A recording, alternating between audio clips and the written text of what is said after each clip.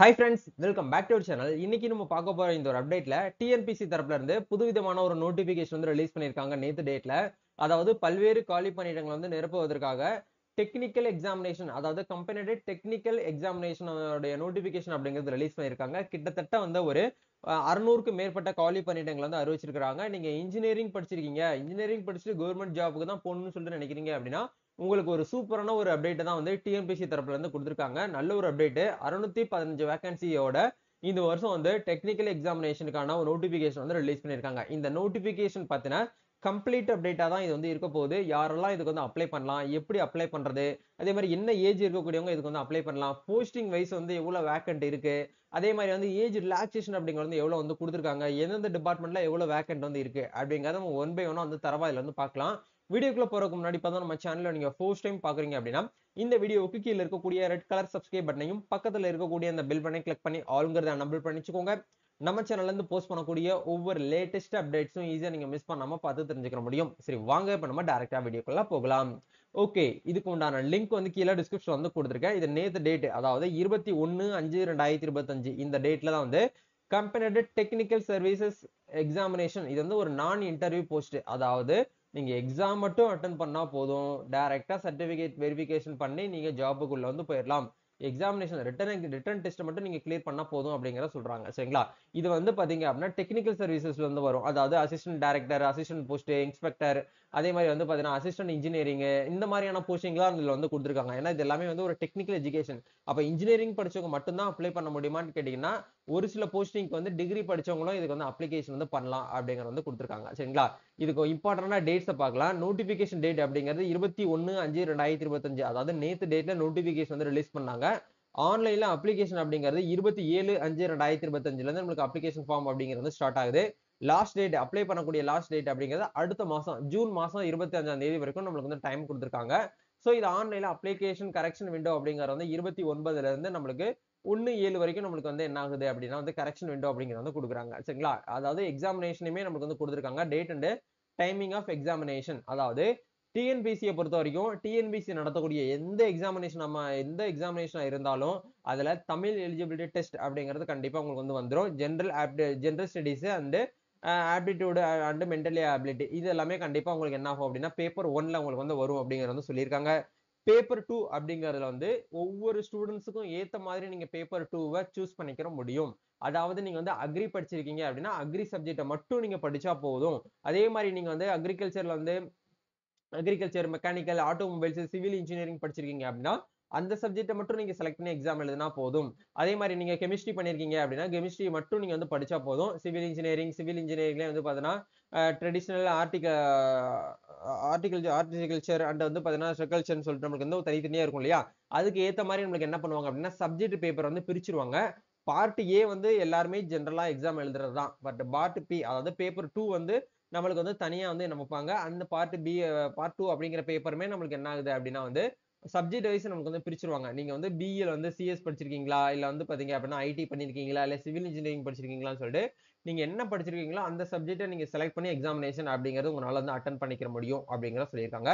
Part 1 அப்படிங்கிறது உங்களுக்கு எல்லாமே வந்து எந்த டேட்ல நடக்குது அப்படின்னா 4/8/2025, அதாவது வந்து ஆகஸ்ட் மாசம் 4ல இருந்து ஆகஸ்ட் மாசம் 10ஆம் தேதி வரைக்கும் உங்களுக்கு எக்ஸாமினேஷன் அப்படிங்கிறது வந்து நடக்கும் அப்படிங்கிறத சொல்லியிருக்காங்க. சரிங்களா? இப்போ இதுக்கு எல்லாமே அப்ளை பண்றது உங்களுக்கு வந்து ஆன்லைன் தான். ஓடிஆர் அக்கௌண்ட்டை லாகின் பண்ணி நீங்க வந்து அப்ளிகேஷன் பண்ணிக்கிறீங்க. எப்படி வந்து அப்ளை பண்ணணுங்கிறத அந்த டேட் அப்ளிகேஷன் ஃபார்ம் வந்து 27ஆம் தேதி ரிலீஸ் ஆகுது. அந்த டேட்ல கண்டிப்பா நம்ம சேனல்ல வீடியோவா போஸ்ட் பண்ணோம். நீங்க அது வரைக்கும் வெயிட் பண்ணிக்கோங்க. சரிங்களா? இப்போ ஓகே. போஸ்ட் அண்ட் வேகன்சிஸ பொறுத்த வரைக்கும் எந்தெந்த டிபார்ட்மெண்ட்ல எவ்வளவு வேகன்சிஸ் வந்து இருக்கு அப்படிங்கிறத பார்க்கும்போது Tamil Nadu water supply and drainage போர்டுல வந்து நம்மளுக்கு ஒரு வேக்கன்ட் அப்படிங்கிற கொடுத்திருக்காங்க. அசிஸ்டன்ட் இன்ஜினியர் சிவில் வந்து கொடுத்திருக்காங்க. அதே மாதிரி சென்னை மெட்ரோபாலிட்டன் டெவலப்மெண்ட் அத்தாரிட்டில வந்து நம்மளுக்கு ஜூனியர் பிளானருக்கு வந்து ஒரு 30 வேக்கன்ட்டும், அசிஸ்டன்ட் இன்ஜினியர் சிவில் வந்து ஒரு 3 வேக்கன்ட்டும், அசிஸ்டன்ட் இன்ஜினியர் எலக்ட்ரிக்கல் வந்து ஒரு வேக்கன்ட்னு சொல்லிட்டு நம்மளுக்கு கொடுத்திருக்காங்க. அதே மாதிரி வந்து பாத்தீங்க அப்படின்னா ஹிந்து ரிலிஜியன்ஸ், அதாவது வந்து இந்து சமய அறநிலையத்துறையில நம்மளுக்கு வந்து என்ன பண்ணிருக்காங்கன்னா 39 வேகன்சி வந்து சிவில் அசிஸ்டன்ட் இன்ஜினியர்ல வந்து கொடுத்திருக்காங்க. அதே மாதிரி வந்து பாத்தீங்கன்னா எக்ஸிகியூட்டிவ் ஆபீசர்ல நம்மளுக்கு வந்து பாத்தீங்கன்னா வேகன்சிஸ் சொல்லிட்டு ஒவ்வொரு விதமா நம்மளுக்கு வந்து காலி பணியிடங்கள் வந்து அறிவிச்சிருக்காங்க. இது எல்லாமே வந்து எந்த லெவல்ல உங்களுக்கு வந்து பே பண்றது சிபிஎஸ்ன்னு சொல்லிட்டு உங்களுக்கு கொடுத்திருக்காங்க. லெவல் 20ல உங்களுக்கு வந்து சேலரி வந்து பே பண்ணுவோம் அப்படிங்கிற வந்து சொல்லியிருக்காங்க. சரிங்களா? அதே மாதிரி வந்து highway department, water resource department, industrial safety and health department, fishers department, Tamil Nadu maritime board department, Tamil Nadu pollution control board, rural development panchayat Raj, evaluation and applied applied research, animal husbandry and veterinary science, இந்த மாதிரி ஒவ்வொரு டிபார்ட்மெண்ட் வைஸா நம்மளுக்கு என்ன பண்றாங்க அப்படின்னா காலி பணியிடங்கள் வந்து டிஃபர் ஆகுது. அதே மாதிரி Tamil Nadu urban finance, Tamil Nadu power finance, அதே மாதிரி வந்து children's welfare board, state industrial promotion corporation, law department, civil supplies department, அதே மாதிரி வந்து Tamil Nadu development and information, Tamil Nadu ministerials limited, இந்த மாதிரி ஒவ்வொரு டிபார்ட்மெண்ட் வைஸ் நம்மளுக்கு என்ன ஆகுது அப்படின்னா வந்து 3MBC குரூப் 4க்கு எப்படி வந்து டிபார்ட்மெண்ட் வைஸ் நம்மளுக்கு வேகன்சி வந்து பிரிச்சு கொடுத்துருக்காங்களோ அதே மாதிரி வந்து இதுவுமே வந்து ஒரு டெக்னிக்கல் எஜுகேஷன். சரிங்களா? டெக்னிக்கலா வந்து பாத்தீங்க அப்படின்னா நீங்க இன்ஜினியரிங் படிச்சு முடிச்சவங்க இதுக்கு வந்து அப்ளிகேஷன் வந்து பண்ணிக்க முடியும். டிகிரி படிச்சவங்களுக்குமே ஒரு சில வேகன்சிஸ் அப்படிங்கறத உங்களுக்கு இதுல வந்து கொடுத்துருக்காங்க. சரிங்களா? ஓகே, இப்போ இதுக்கு வந்து நம்மளுக்கு என்ன எப்படி கொடுத்துருக்காங்க அப்படின்னா ஏஜ் லிமிட் அப்படிங்கிறது எலிஜிபிலிட்டி கண்டிஷன்ஸை பொறுத்த வரைக்கும் 1/7/2025 இந்த டேட்ல உங்களோட ஏஜ் அப்படிங்கிறது 21 வயதா நீங்க வந்து முழுமையா நீங்க வந்து கம்ப்ளீட் ஆயிருக்கணும், ஃபுல்ஃபில்ட் ஆயிருக்கணும் அப்படிங்கறது வந்து கொடுத்துருக்காங்க. Expect for the post of executive officer grade 1 இந்த போஸ்டிங் மட்டும் உங்களோட ஏஜ் அப்படிங்கறது வந்து பாத்தீங்கன்னா சொல்லிட்டு 30 இயர்ஸ் அப்படிங்கறத நீங்க வந்து 30 வருஷமா நீங்க வந்து உங்களோட ஏஜ் வந்து கம்ப்ளீட் ஆயிருக்கணும் அப்படிங்கறத வந்து சொல்லியிருக்காங்க. சரிங்களா? மேக்ஸிமம் ஏஜ் லிமிட்டை பொறுத்த வரைக்கும் ஏஜ் ரிலாக்சேஷன் அப்படிங்கிறது அப்ர் ஏஜ் ரிலாக்சேஷன் அப்படிங்கிறது நமக்கு வந்து இருக்கு. ஸோ அது வந்து உங்களுடைய கம்யூனிட்டி வைஸ், அதாவது பிசிக்கு இவ்வளோ, எம்பிசிக்கு இவ்வளோ, டிஎன்சிக்கு இவ்வளோன்னு சொல்லிட்டு தனியா ஏஜ் ரிலாக்சேஷன் அப்படிங்கிறது வந்து கொடுத்துருப்பாங்க. அதே மாதிரி ஒரு சில போஸ்டிங் வந்து மேக்ஸிமம் ஏஜ் லிமிட் அப்படிங்கிறது வந்து கிடையாது. 59 வயசு வரைக்கும் நீங்க வந்து அப்ளிகேஷன் வந்து பண்ணிக்க முடியும். அதுதான் வந்து உங்களுக்கு இந்த இடத்துல வந்து சொல்லியிருப்பாங்க. மேக்ஸிமம் ஏஜ் லிமிட் அப்படிங்கிறது வந்து இந்த ரிசர்ச், கம்யூனிட்டி ஆஃபீஸரு, அதே மாதிரி வந்து இன்ஸ்பெக்டர் ஆஃப் ஆஃபீஸர்ஸ், இந்த மாதிரியான போஸ்டிங்லாம் டிபார்ட்மெண்ட்லாம் உங்களுக்கு மேக்ஸிமம் ஏஜ் லிமிட் அப்படிங்கிறது வந்து கிடையாது. சரிங்களா? ஸோ அதையுமே நீங்க ஒன்ஸ் வந்து பாத்துக்கோங்க. ஸோ அப்படியே கீழே ஸ்க்ரோல் பண்ணி வந்தோம் அப்படின்னா எஜுகேஷன் குவாலிஃபிகேஷனை பொறுத்த வரைக்கும் நீங்க என்ன போஸ்டிங்க்கு வந்து அப்ளை பண்ண போறீங்களோ அந்த போஸ்டிங்க்கு மஸ்ட் நீங்க என்ன பண்ணிருக்கணும் அப்படிங்கறது வந்து கொடுத்துருப்பாங்க. மஸ்ட் ப்ராசஸ், அதாவது நீங்க டிகிரிஸ் பிஇ சிவில் அப்படிங்கறது நீங்க வந்து அசிஸ்டன்ட் இன்ஜினியரிங் வந்து படிச்சிருக்கணும். எந்தெந்த இடத்துலலாம் பிராக்கெட்ல சிவில் போட்டிருக்கோ அதுக்கு கண்டிப்பா நீங்க பிஇ சிவில் அப்படிங்கறது நீங்க வந்து பண்ணிருக்கணும் அப்படிங்கறத வந்து கொடுத்துருக்காங்க. அதே மாதிரி இந்த இடத்துல வந்து டிகிரிஸ் முடிச்சவங்களும் நீங்க வந்து தாராளமாக இந்த இடத்துல அப்ளை பண்ணிக்கலாம். அதாவது இந்த இடத்துல கொடுத்துருக்காங்க பாருங்க, bachelor degrees in civil recognition university. அதே மாதிரி வந்து பாத்தீங்க அப்படின்னா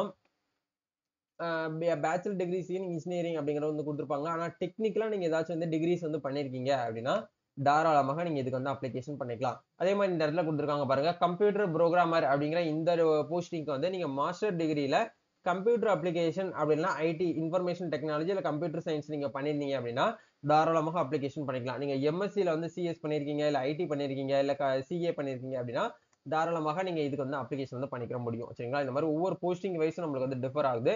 ஸோ இது எல்லாமே நீங்க பக்காவா பார்த்துட்டு நீங்க ப்ராப்பரா என்ன பண்ணுங்க அப்படின்னா இந்த இடத்துல அப்ளிகேஷன் வந்து பண்ண வந்து ஸ்டார்ட் பண்ணிக்கோங்க. பேசிக்கா சொல்ற அளவுக்கு இது வேற பெருசா எதுவும் வந்து கிடையாது. நீங்க போஸ்டிங்ஸ் ஒன்ஸ் வந்து கரெக்டா பாத்துக்கோங்க. அதே மாதிரி அந்த சப்ஜெக்ட் வைஸ் நீங்க எக்ஸாமினேஷன் வந்து என்னென்ன இருக்கும் அப்படிங்கறத ஒன்ஸ் வந்து பாத்துக்கோங்க. எப்படி வந்து அப்ளை பண்ணணும் அப்படிங்கிறது எல்லாமே உங்களுக்கு அடுத்தடுத்த வீடியோல உங்களுக்கு வந்து ஷேர் பண்றோம். அதே மாதிரி உங்களுக்கு இந்த இடத்துல டிரான்ஸ்லேட்டர் போஸ்டிங் வந்து பாத்தீங்கன்னா எப்படி வந்து மார்க்ஸ் வந்து இருக்கும் அப்படிங்கிறது எல்லாமே உங்களுக்கு இந்த இடத்துல வந்து கொடுத்துருப்பாங்க. ஸோ அதேமே நீங்க என்ன பண்ணுங்க அப்படின்னா இந்த இடத்துல செக் அவுட் பண்ணி பாத்துக்கோங்க. நம்ம நெக்ஸ்ட் ஒரு அப்டேட்ல மீட் பண்ணுவோம். Thank you, all the best.